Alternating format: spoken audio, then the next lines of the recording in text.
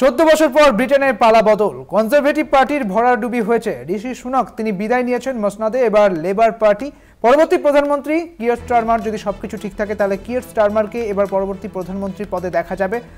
10 নম্বর Downing স্ট্রিটে এবার Starmer 650 আসনের হাউস অব কমন্সের যে সংখ্যাগরিষ্ঠতা, সেই সংখ্যাগরিষ্ঠতা লেবার পার্টি এবার পেয়েছে। 400-র কাছাকাছি আসন পেয়ে গিয়েছে। অর্থাৎ যে সংখ্যাগরিষ্ঠতার জন্য যে যা দরকার ছিল, অর্থাৎ 326টি আসন দরকার ছিল এই সংখ্যাগরিষ্ঠতার জন্য, তার চেয়ে অনেক অনেক বেশি, একেবারে 400টির বেশি আসন পেয়েছে এই লেবার পার্টি।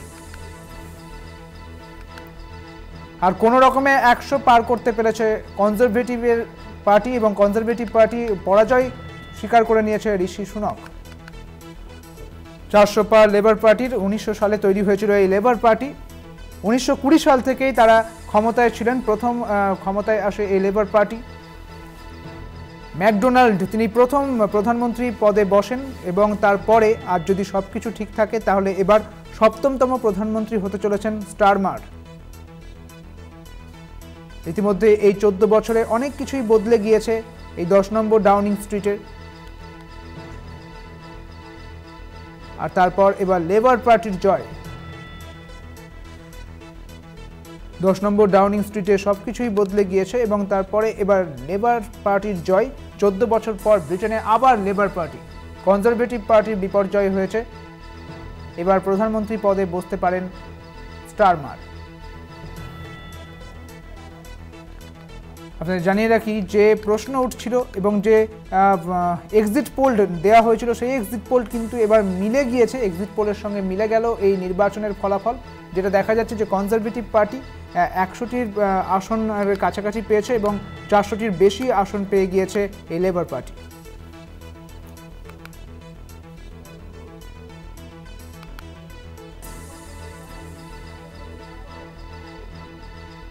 আমাদের সঙ্গে রয়েছেন আন্তর্জাতিক সম্পর্ক বিশেষজ্ঞ ইমন কল্যাণ লাহিড়ী।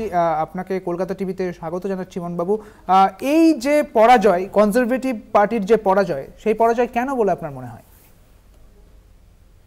দেখুন, পোস্ট কোভিড সিচুয়েশনে এমন একটা পরিস্থিতির সৃষ্টি হয়েছে যে পৃথিবীর নানা প্রান্তে যে রাইটিস পোস্ট ছিল সেগুলোর কিন্তু অবসান ধীরে ধীরে ঘটছে।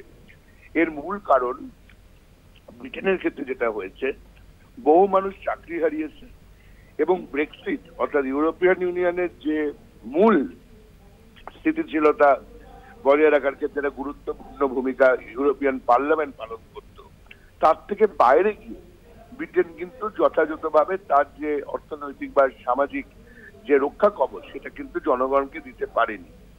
তাই এই লেফটের জয়টা কিন্তু আস্তে আস্তে আমরা শুধুমাত্র ব্রিটেনের ক্ষেত্রে দেখছি না, আমরা দেখবো যে ফ্রান্সের ক্ষেত্রেও যদি মানে ন্যাশনাল র্যালির পার্টির একটা জয়লাভ হয়, তবুও কিন্তু একটা বড় সংখ্যক মানুষ কিন্তু লেফটের পক্ষে ভোট দেওয়ার কথা ভাবছেন।